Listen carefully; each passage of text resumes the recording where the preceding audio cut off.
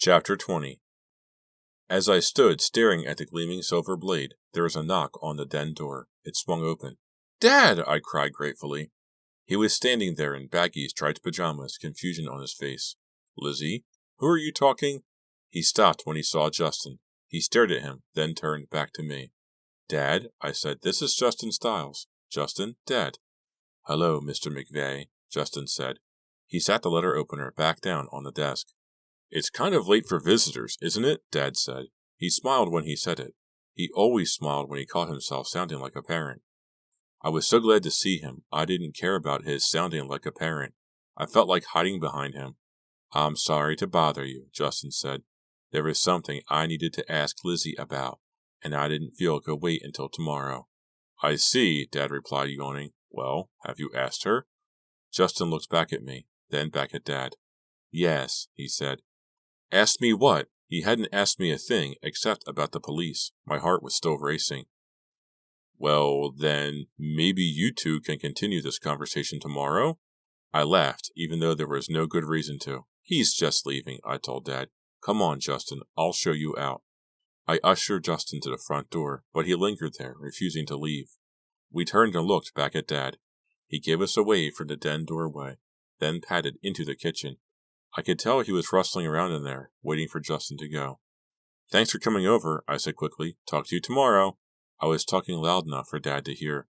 Justin stared at me. Finally, he said, "Yeah, tomorrow." I watched him walk down our front steps, down the path, and disappear into the dark. Then I closed the door, locked it, and leaned my head against the door. My father came out of the kitchen and stopped on the landing, staring at me. "He left," I told him with more relief than he could possibly imagine. My father nodded, then he started slowly upstairs. Had Justin been about to stab me? Or had my overactive imagination taken charge again? I was overreacting. I had to be. Justin had certainly appeared nervous, and he certainly had more on his mind than he was able to say. But he couldn't have come over to stab me with a letter opener. That was just plain crazy, right? I sighed. I hadn't realized how tired I was until right then. Well, when you think you're about to get stabbed to death, it tends to make you wide awake. Now that I was relaxed again, I was exhausted. I went back upstairs, brushed my teeth, got undressed, and climbed into bed. I closed my eyes and nestled into my pillow. I threw my arm around my second pillow for comfort, my favorite sleep pose. Maybe I could get a good night's sleep for once. Tap. My eyes popped open in the dark. I strained to listen. What had I just heard? Someone at the door? At the window? Someone trying to get into my room? My chest was heaving as if I had just run a marathon. Tap, tap. There it was again, and it was coming from the window. I reached over and flicked on my bedside lamp. Everything appeared normal enough. I got out of bed and walked slowly over to the window. I forced myself to look out, but with the lights on, I couldn't see a thing. Tap. I snapped my head back before I realized it was just a tree branch, being blown by the wind. Just a tree branch, but it looked like a skeleton's bony finger. I slipped back into bed, and the tapping continued. It was as if the branch were beckoning to me, tapping out a message, trying to tell me something. I was up all night. I didn't go out all weekend. I spent most of the time in my room, lying on my bed. On Saturday night, my parents and aunt were supposed to go to a dinner party, but my mom canceled so I wouldn't be alone. I objected, but not very hard. Every time the phone rang, I jumped. I kept expecting it to be Justin. Dawn called instead. "I heard that Justin was at your house last night," she said. "News travels fast." "Some kids saw his car parked in your drive," Dawn explained. Shadyside was such a fishbowl. Everybody was always watching everybody else and finding out your business.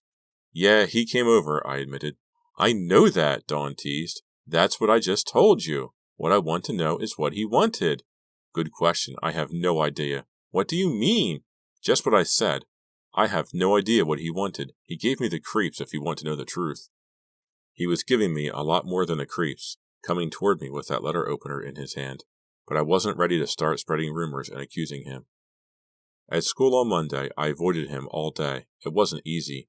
I kept catching him staring at me. Once, between classes, I turned the corner of an empty hallway and almost ran right into him. "Hi," I mumbled, then hurried on before he could say a word. "Hey," he called after me, but I kept walking. When I got home from school, I found a letter sitting on my pillow. It was from Kevin. I tore it open. Guess what? The letter began. Dad finally gave in. You've got a date for the prom. I was laughing and crying at the same time. The prom. This Saturday night. It seems like such a long time ago that I had even cared about it.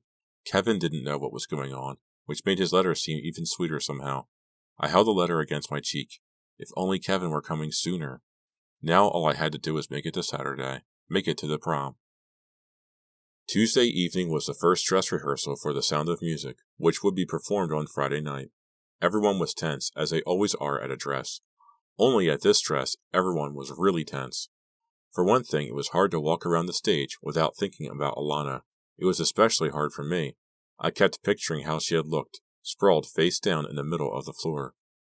Come on, Robbie was yelling. Let's get this show on the road or we'll be here all night.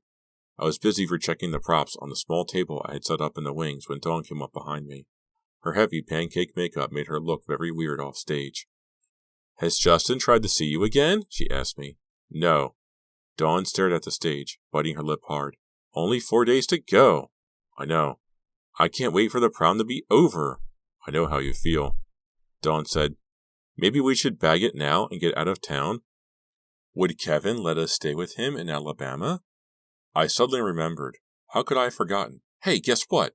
I have a date after all. Kevin can come. For a moment, the tension broke.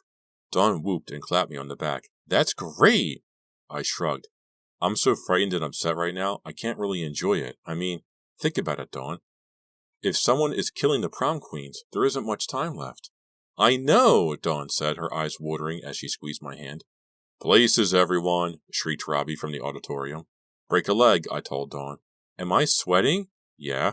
This stupid makeup, she complained. It's so hot and it gives me zits. Abruptly, she reached out and gave me a hug. I could feel her heart pounding. Then Dawn, Sister Maria Rogers, hurried off to start the show. Okay, listen up, Robbie called from the auditorium when we were all set to start.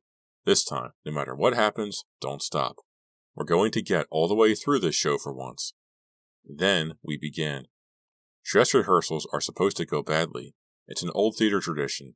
Bad dress, good show, actors always say. If that was true, we were headed for one of the greatest productions in the history of Shadyside High. Everything went wrong. Nuns kept entering at the wrong time. The Reverend Mother walked right into the captain's house in the middle of a scene. People dropped lines left and right and improvised crazy new ones. There were long, horrible pauses during which everyone on stage just stared at everyone else in bewilderment. But Dawn was probably the most uptight. She kept referring to the housekeeper as the Baroness and mixing up all the names of the Von Trapp children. It was the first time we'd practiced with the band instead of just a pianist. That went about as badly as every other part of the show. The musicians were either way behind the singers or far out in front.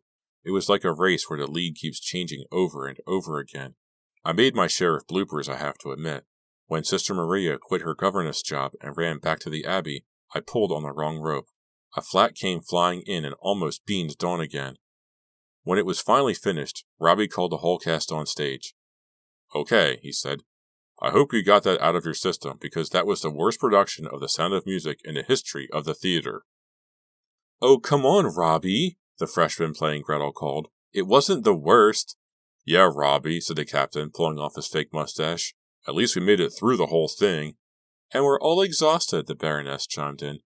Okay, sorry. Robbie came up on stage. I guess I'm exhausted too. He took off his glasses and rubbed his eyes. You're right, he said. We'll pull it all together. I know we will. He stared down at the pages and pages of notes in his hand. You know what? You all deserve a break. I'm going to give these notes tomorrow. Everybody go home now and get a good night's sleep. There was a cheer from the cast. Not much of a cheer. Everyone was feeling pretty tired. The actors all trooped toward the 2 dressing rooms to start slathering on cold cream to get all that awful makeup off their faces. It always took me longer than anybody else to get everything squared away after rehearsal. First, I had to hunt down all the props the actors hadn't remembered to return to the prop table. Then I had to take the props back up to the prop room. Then I had to pull up all the drop sets and make sure they were secure. I was on my second trip to the prop room when I noticed that the closet door was slightly ajar. I was positive I had left it closed tight. I hadn't opened that door since the last time I had noticed it was open. So that meant that somebody else had been up there. I froze. And then a voice behind me said, Hey.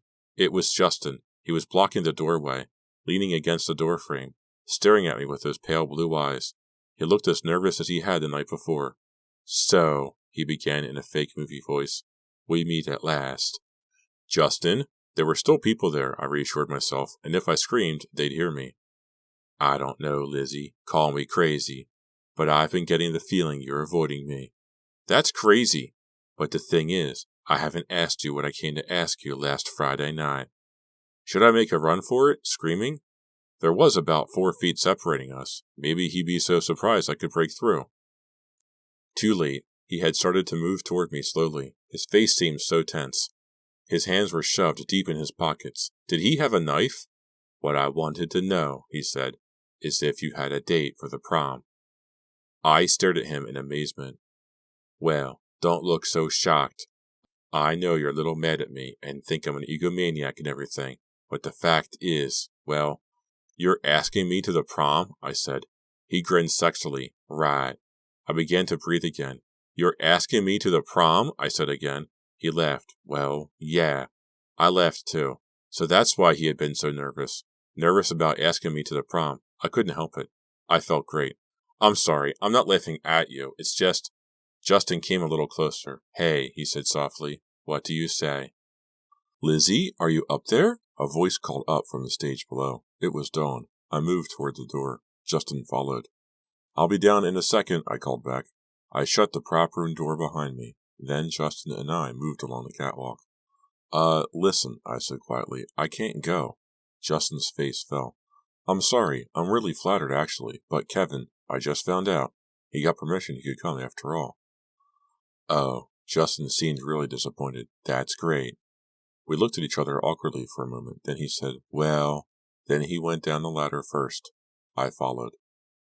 "Hi, Dawn," he said when he got down to the stage. She was in black jeans and a pastel green tank top. I could see that she had left plenty of makeup around her eyes. "See you around," he told me, and sauntered off as casually as he could. Dawn was staring at me with fear in her eyes. "What's going on?" I smiled. I told her what Justin had wanted. "He asked you to the prom?" Dawn beamed. "No, I don't believe it." It annoyed me a little that she would be so surprised. "What's so strange about that?" "Nothing." Dawn began poking me in the ribs. So, what did you say?" "I told him I'm going with Kevin." She seemed disappointed and lost interest in the subject. "I forgot about that. So, are you almost done?" 5 more minutes, I said.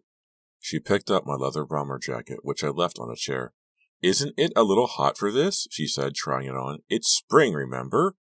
"Then how come I'm always cold?" Roger Brownmiller, who was playing Uncle Max, came out of the dressing room and called to Dawn. "You coming?" He was the last person besides us backstage. "I'm going to wait for Lizzie," she said. "Don't get down on yourself," he told her as he left. "Thanks," Dawn said. She watched him go, then turned back to me. "You wouldn't believe how many people have been telling me not to commit suicide or anything. Was I that bad?" "We all stunk," I said. "Thanks a lot," Dawn said. She slumped out onto the stage. "Hurry up," she called, zipping my jacket up and down. "It gives one the creeps being here all alone." I wish she hadn't said that. I had been concentrating so hard on the show that I had forgotten to be nervous for a couple of hours. Suddenly, the fact that we were all alone in the semi-dark auditorium came home to me. I remembered Alana. All the other bad memories weren't far behind. "I'm almost done," I called.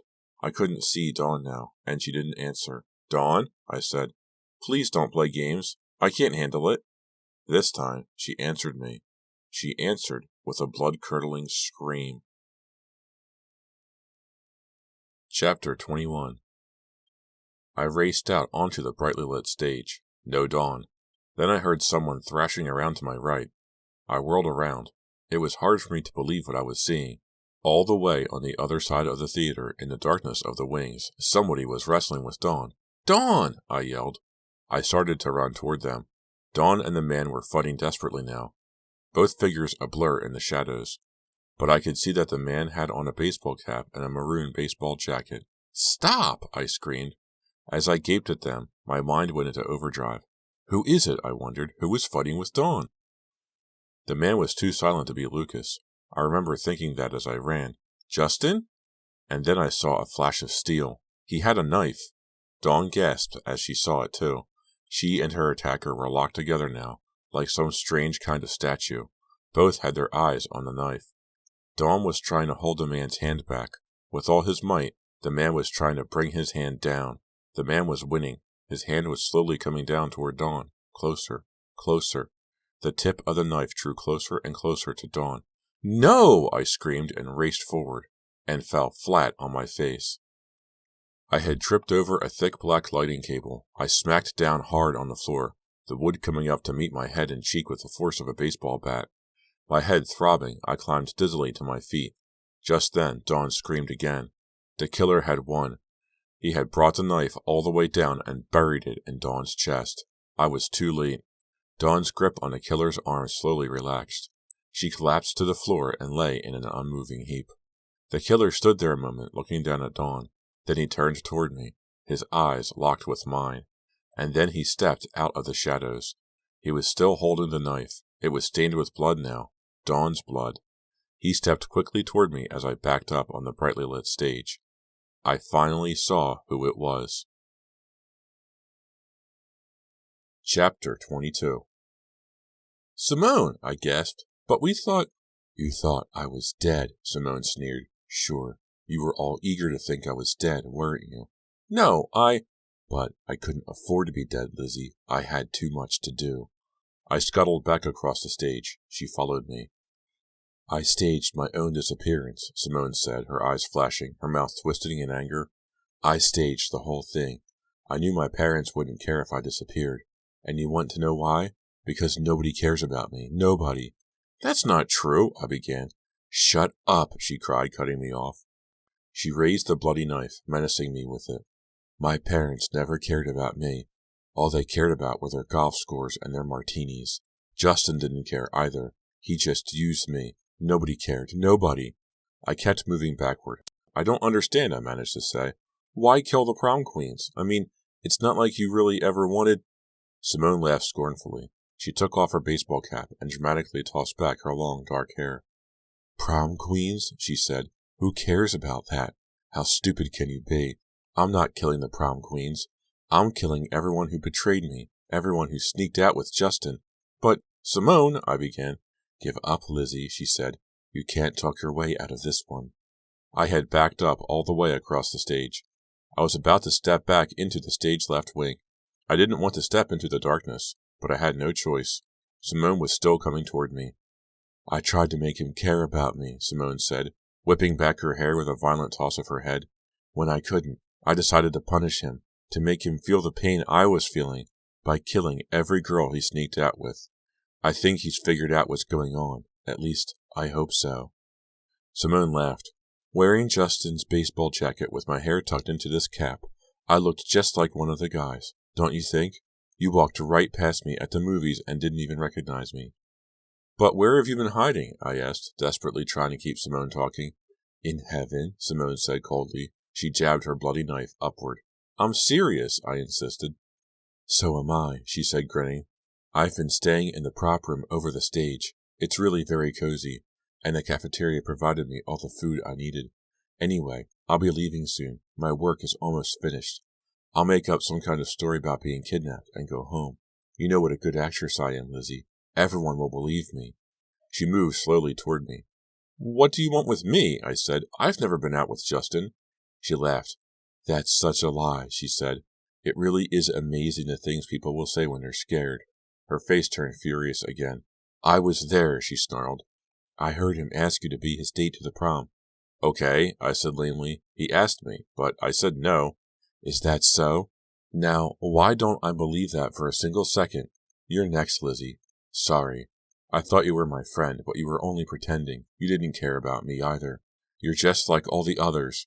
My mind was racing. What was she thinking? Get in her head, I ordered myself. Maybe she was thinking, I can't stop now. There's no turning back. "Simone," I said, "when you're caught, they're going to put you away for a very long time. You know that, don't you? Why don't you stop now? Before you have more blood on your hands, you'll only make it worse." Simone raised the knife in the air. "I'm not going to be caught," she said, "because the only one who knows my secret is about to disappear." She started toward me again. I stepped back, but I was up against the cement wall. There was nowhere to turn, nowhere to hide. Then I felt them. The ropes for the drop sets were tied off right by my left hand. I glanced at them. One of the ropes would bring down a sandbag right in front of me. But which one? Which one? I'd only have one chance. Frantically, I chose one of the ropes. Taking a deep breath and closing my eyes, I yanked on it with all my might. Chapter 23. I opened my eyes as Simone charged toward me. At the same moment, the heavy sandbag plummeted down. It was the right rope! The bag crashed between us. It landed with a cracking sound. It took a long moment for the pain to register in Simone's face. Then she began to scream. The cracking sound. It had to have been Simone's foot breaking under the weight of the bag. Simone dropped the knife and fell to the floor, writhing in pain. Crying out from the effort, she wrenched her foot out from under the sandbag. She reached out for her foot, but it was too painful. She grabbed her face with her hands instead and lay down on the floor. She lay perfectly still. The screaming had stopped. There was total, eerie silence. I waited, trying to catch my breath. Then I moved slowly toward her. Was the actress faking again? A few steps closer, and I knew her screams had been real. Her foot was twisted at a right angle beneath her. I grabbed a knife off the floor and pointed it at Simone's prostrate body. I was shaking, hysterical, but Simone didn't move. She looked up at me, her eyes filled with agony and pleading. "The pain," she moaned faintly. "The pain." Then she closed her eyes. Her head lolled back onto the floor. She had blacked out. I stood staring at her for a moment before I came to my senses. Simone was going nowhere, not with that foot. I ran across the stage. "Dawn!" I yelled. There was no answer. But as I ran toward her, I thought I saw Dawn move. "Dawn!" I fell to the floor next to her, dropping the knife. "Dawn! We're safe! We're safe! Oh, please be okay! Dawn! Can you hear me? Dawn!" Dawn raised her eyes to me. Then she opened her mouth as if to say something, but no sound came out. "I'm going to get help," I told her. "I'll be right back." "I'll wait," Dawn said. I stared back at her, stunned. Had I really heard right? Had she made a joke? "You're going to be okay," I said. I turned to go. And that's when she got me. Simone's face was just inches from mine. She squeezed her hands around my neck, choking me. Her long nails cut into my skin. I didn't have time to scream. She dragged my head down. Choking, I fell backward, over Dawn. Simone was on top of me now, squeezing my throat, crying out from her efforts. I tried to pry her hands off my neck, but I had no strength left in my arms. I was about to black out. Suddenly, Simone uttered a yelp of surprise. Her grasp around my neck loosened instantly. Choking, sputtering, I struggled to fill my lungs with air, holding my hands to my neck. Still screaming, Simone crawled off me. I saw what had happened now. I saw blood pouring down Simone's leg. I saw the knife fall from Dawn's hand. She had stabbed Simone in the leg. As I desperately tried to catch my breath, Simone dived for the knife. No! I stammered hoarsely. But Simone grabbed it, let out a scream of fury, and raised the knife over her head. I was on my feet now. I dived at Simone. We fell over with a crash, and the knife flew out of her hands and skittered out onto the half-lit stage. We began wrestling, tumbling over and over. Simone grabbed a handful of my hair and yanked with all her might. I screamed and went down. As I tried to recover, Simone punched me in the stomach, hard. I curled up to protect myself, but then I realized she wasn't coming after me. She was hobbling away, out onto the stage, desperate to get the knife. Summoning my last ounce of strength, I lunged blindly and tackled her from behind. She screamed again, "My leg! My leg!" This time the agony sounded even greater, but I didn't let go. I held both her hands behind her back as tightly as I could, and then I started to scream.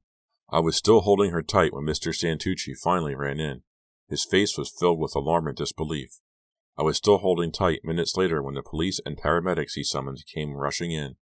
Finally, as they gently urged me away, I let go of Simone. My clothes were soaked with blood, but none of it was mine. I glanced down at Dawn on her back on the stage floor. She was still wearing my leather jacket. One of the paramedics quickly unzipped it, revealing her stab wound. I gasped at the sight of it. The medic glanced up at me. "It doesn't look bad," he said. Dawn let out a relieved sigh. "Can you hear me?" I asked. Dawn managed to nod. The paramedic quickly began taping on a large cotton bandage. "Looks like this jacket helped protect you," he told her. I forced myself to smile at Dawn. "Hear that? It pays to dress warmly." Dawn was pale as a ghost, but she smiled back. "See you at the prom," she said. Chapter 24. Kevin held me close for another slow dance. I rested my head on his shoulder. The perfume of the gorgeous gardenia corsage pinned to my dress wafted up. When the music stopped, Kevin smiled down at me, his green eyes twinkling. I don't know about you, he said, but this is one prom I'm never going to forget. That's for sure, I agreed. I had different reasons in mind than Kevin did. We were walking hand in hand off the dance floor now, past the 2 bulletin boards the prom committee had set up in memorial for Rachel and Alana. Kevin caught my glance. He said, I think it's great what Mr. Brandt did, donating the prom queen money for a college scholarship in their honor. He took my hand. I can't believe what you've been through, he said. I looked across the vast ballroom of the Halsey Manor house to where Dawn stood talking to several cute-looking guys. We had abandoned the whole prom queen idea. But Dawn was still the queen of this party. She couldn't help it. The music started again, and Kevin pulled me back toward the dance floor. I spotted Lucas Brown dancing with Sherry Paulson. Perfect. She was as weird as he was, but he looked happy for once. He finally had a date. Moments later, Dawn danced by me with one of her many boys. She stared admiringly at my dress. I was wearing the black, sexy one we had fought over at Ferrara's. Dawn had insisted I wear it instead of her. You know what? She said, leaning close. It looks better on you. You're just saying that to be nice, right? I asked skeptically. Right, she replied, and quickly danced away. This has been a Nightfall Audiobooks production of The Prom Queen by R.L. Stine, a Fear Street novel, Book 15. Well, that about does it for The Prom Queen. I gotta say, I never thought that Simone was going to be the killer at the end there. Pretty good story. Had some nice kills. I liked the thing with the sandbag and stuff coming down at the end there and smushing Simone's leg. I don't know how she managed to get around, with her leg being bent at a 90-degree angle, but I guess adrenaline gave her all the help she needed to try to kill Lizzie. This is typical Fear Street fare. It doesn't have a whole lot of tropes in it. No one drinks orange juice to become superpowered. The police seem to be pretty confident in Shady's side. They're doing their job. They did pretty thorough investigations on everything. They didn't say who they were suspecting. One thing is for sure, Justin is a total creep. That dude will ask anybody out that he wants, and I guess that's a typical high school trope. And then you have Lucas Brown, who just creeps everybody out and tries way too hard because he's socially awkward. Overall, this is a pretty good book. Score? I don't know. I might give it like a 6. 6 out of 10. I wouldn't recommend it. I wouldn't say it's classic Fear Street, but it does some things that are right, and it does some things that are just okay. Anyway, thank you very much for listening. If you want to get in touch with me, you can write me an email, nightfallaudiobooks@gmail.com. I am also on YouTube, Nightfall Audiobooks. Feel free to like, comment, subscribe, tell your friends, tell your mom, tell whoever you might think would like to listen to me read to them Fear Street novels. Thank you very much for listening, and have a good day.